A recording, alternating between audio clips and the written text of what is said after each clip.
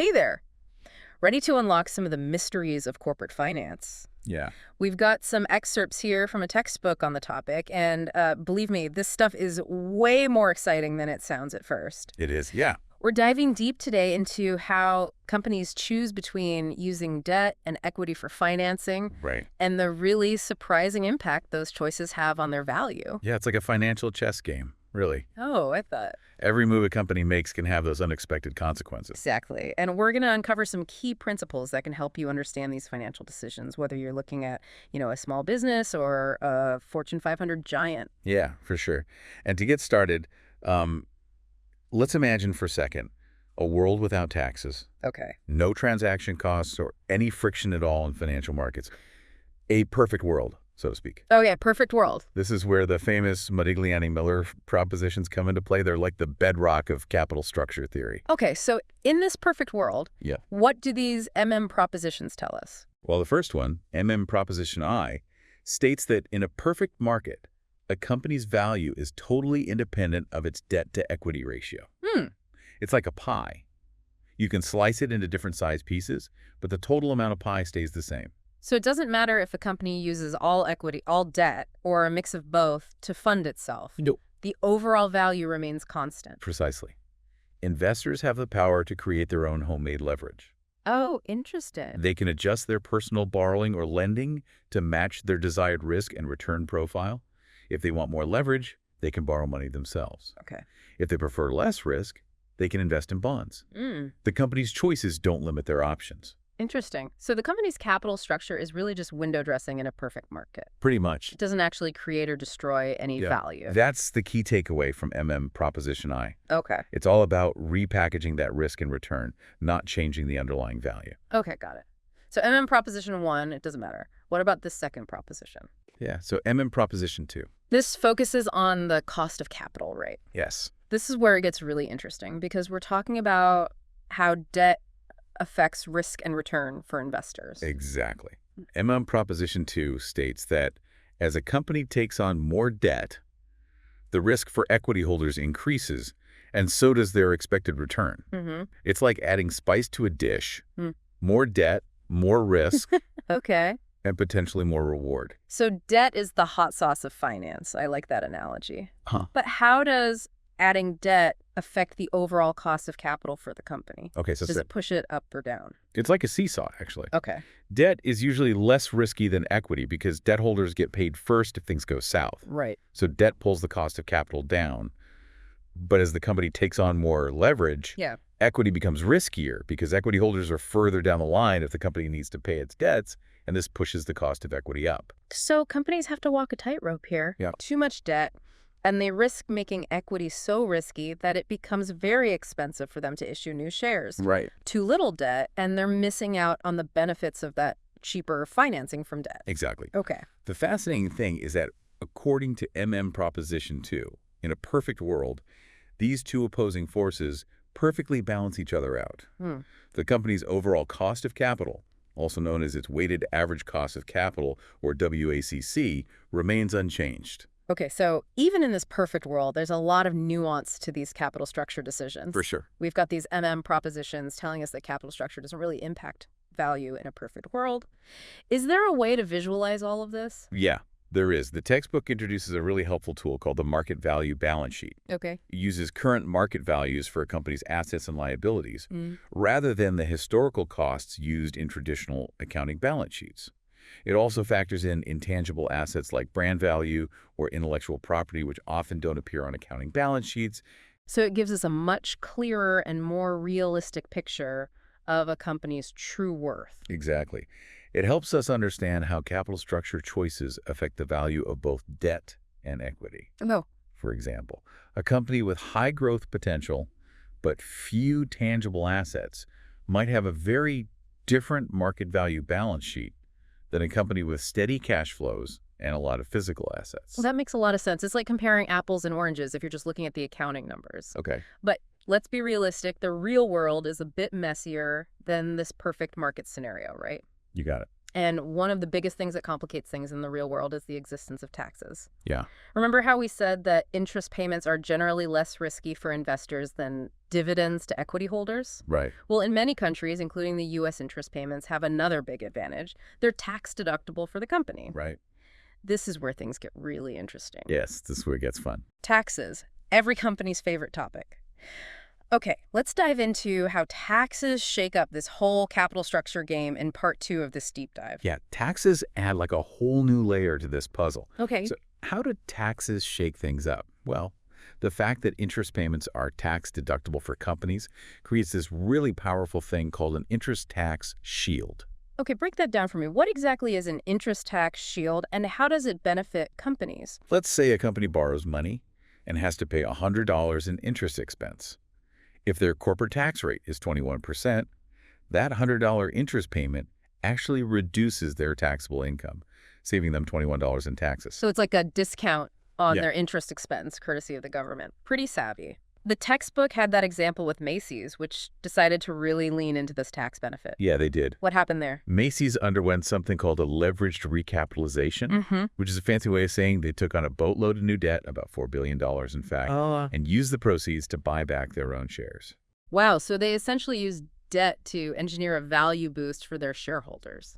Clever. What was the impact of that strategy? Well, the move increased Macy's interest expense, but that also meant their tax bill went down. The net effect. Their after-tax cash flow increased, and the total value of the company went up by $1.4 billion. That increase represented the present value of the interest tax shield created by all that new debt. Okay, I'm starting to see how this all fits together. Right. Debt can actually add value to a company because of those tax savings? It can?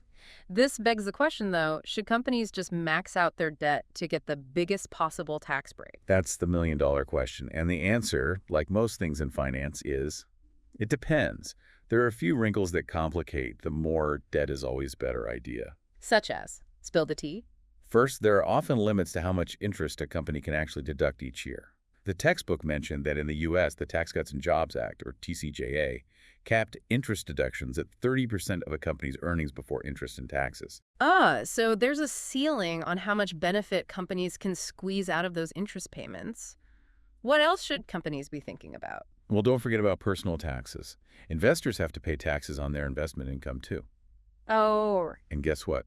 Interest payments are taxed as ordinary income, which often has a higher tax rate than the capital gains you'd get from equity investments. right. So the tax benefits at the company level might be partially offset by higher taxes for investors at the individual level. Yeah, It sounds like a bit of a tug of war between corporate and personal tax incentives. exactly.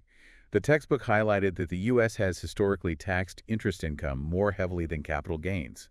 And even though the gap is narrowed, personal taxes can still make piling on a ton of debt less attractive than it might seem at first glance. So it's not a simple equation. Companies have to consider the tax implications for both themselves and their investors. What else complicates this decision? Well, we can't ignore the elephant in the room: bankruptcy. Taking on debt means a company has to make those interest payments rain or shine. If their business takes a hit and their cash flows dry up, they could end up in financial distress. And in the worst-case scenario, bankruptcy. Yikes, the dreaded B word. Nobody wants to go there. But let's say a company does end up in bankruptcy. Does that automatically destroy value? This is where things get even more nuanced. In a perfect world, bankruptcy doesn't actually destroy any value. Wait, really? How can that be? It's because in a perfect market, bankruptcy simply shifts ownership of the company from equity holders to debt holders. The total value of the company, the pie, so to speak, remains the same. The textbook used that example with Armin Industries to illustrate how the total value stays constant even if a company goes bankrupt, as long as we're in a world of perfect capital markets. Okay, I'm following you. But in the real world, things aren't so neat and tidy. I'm guessing bankruptcy isn't exactly a cost-free event, right? You're absolutely right. In the real world, bankruptcy is messy, complex, and expensive. And those costs are a big part of how companies decide how much debt they're comfortable taking on. Let's dig into those costs. What makes real-world bankruptcies so costly? Well, there are two main types of costs: direct and indirect. All right, let's start with the direct costs. What kind of damage are we talking about here? Think legal fees, accounting fees, court costs, all the professionals and paperwork that come with navigating a bankruptcy, and those costs can really add up. The textbook mentioned United Airlines spending millions of dollars per month on advisors during their Chapter 11 reorganization. And Wow. remember Enron's infamous bankruptcy? Oh, yeah. Their fees topped a staggering $750 million. Geez, I guess you don't get to declare bankruptcy on the cheap. But you mentioned indirect costs, too. What are those all about? Indirect costs are often even bigger, and they can start piling up even before a company officially files for bankruptcy. Think of it like this. If you're a customer and you hear whispers that a company is struggling, would you rush to buy their product? Probably not, no. Probably not, especially if it's a product that requires ongoing support, like an airline ticket or a piece of tech. Customers get nervous and may take their business elsewhere. Yeah, that makes sense. And I bet suppliers aren't exactly lining up to do business with a company that might not be around to pay their bills. You got it. Suppliers may demand upfront payments or even stop working with the company altogether. The textbook mentioned that Toys R Us faced this exact problem. Their suppliers got spooked and started demanding cash on delivery, which actually made their financial problems even worse. Oh, wow, it's like a domino effect. It is. Financial distress scares off customers and suppliers, pushing a struggling company even closer to the edge. What other indirect costs are there? Plenty. Employee retention becomes a big issue. Hmm. Top talent may jump ship if they sense trouble, and attracting new hires becomes a nightmare. Who wants to join a company that might be going under? Mm. And then there's the problem of fire sale. Fire sales. Imagine a company, desperate for cash, being forced to sell off valuable assets quickly, often at a much lower price than they would get if they had time to negotiate properly. It's not a good situation. So basically, financial distress can trigger this whole avalanche of negative consequences that chip away at a company's value. This is making debt seem less and less appealing. Now, hold on. It's not all doom and gloom. Remember those tempting tax benefits we discussed? Yeah. Companies don't just ignore those. They have to carefully weigh them against the potential downsides of debt, including those financial distress costs we just talked about. So it's a trade-off. Exactly. It's all about finding that sweet spot, the level of debt that maximizes a company's value by balancing the tax advantages with the risk and potential cost of financial distress. Economists have a fancy name for this balancing act: the trade-off theory of capital structure. That makes perfect sense. But how does a company actually pinpoint this optimal level of debt? It sounds incredibly complicated. It is a complex calculation that involves a lot of factors. The stability of a company's cash flow is crucial. A utility company, for instance, with its predictable, steady earnings, can handle a lot more debt than, say, a tech startup with its volatile and uncertain cash flows. Right. That tech startup would be much more likely to get tripped up by those financial distress costs if they took on too much debt. What other factors come into play? The industry also matters. Some industries, like biotech, tend to have lower debt levels because their value is often tied up in intangible assets, things like research and development, which are difficult to sell off in a fire sale. Other industries, like utilities, have more tangible assets and stable cash flows, so they tend to use more debt. So there's no one-size-fits-all answer.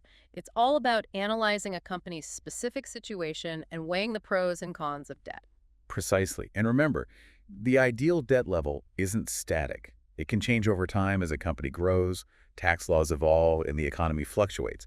It's a dynamic process, not a one-time decision. Wow, capital structure is so much more complex than I ever realized. But I have to say, I feel a lot more informed now. Me too. It's fascinating how all these pieces fit together to determine a company's financial strategy. Absolutely. Now, dear listener, here's a final thought for you to ponder as you continue your own deep dive into the world of finance. We've explored how companies use debt strategically, but what about you personally? Do these same principles of balancing risk and reward apply to your own finances? Think about how much debt you feel comfortable carrying and how that decision impacts your financial well-being. It's a question worth considering as you navigate your own financial journey.